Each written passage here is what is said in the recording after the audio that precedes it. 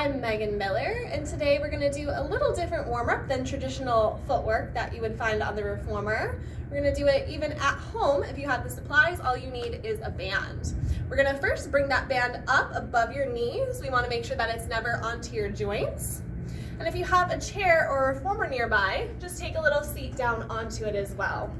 You want legs and feet about hip distance, nice and tall with your posture. Hands can be to hips, in a prayer position, whatever feels good for you. We're just gonna find a squat, standing up tall, and then come back. You can sit all the way down if you need, or just come to hover, and then repeat that. So just finding our squats here, our functional footwork actually, warming up the seat, driving from the heels, eye gaze up as you stand tall.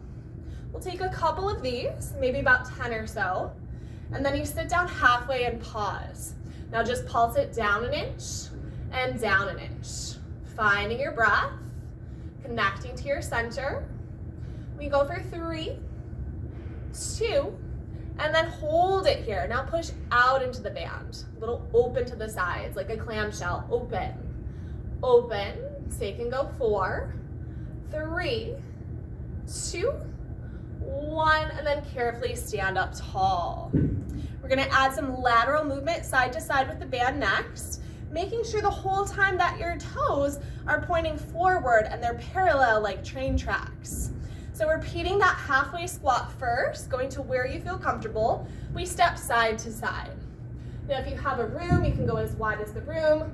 Your reformer, you're going about as wide as your space you have, and then stepping and bringing it back. The lower you are into that squat, the more you're gonna feel it. We always want the weight more into the heels as well.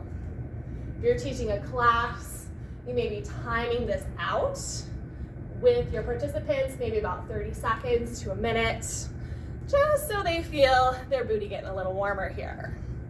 When you've completed that, stand up tall and then rotate forward, just so we got a little extra space here.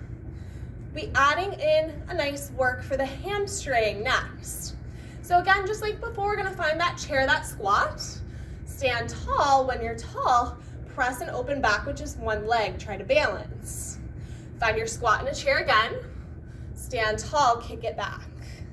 Good, so we get that nice extension from the hip, and we're feeling that crease of the seat as we push.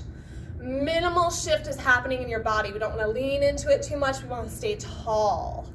Good, so if you've done your side leg kick series before, this is a similar concept here, just with standing work, right? Warming up the seat. We go one more each, and then lower down.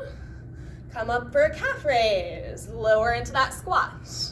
Come up for the calf raise, lower to the squat. Again, whatever makes sense with your hands is good. Just again, getting the feet and ankles to warm up as you breathe. Checking that balance, checking that core connection. Let's go for 2. Awesome job, one more, and release.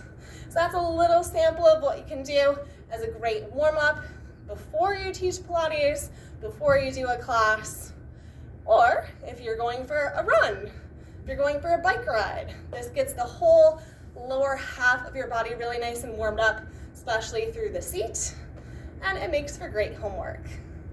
Can't wait to see you again. Take care.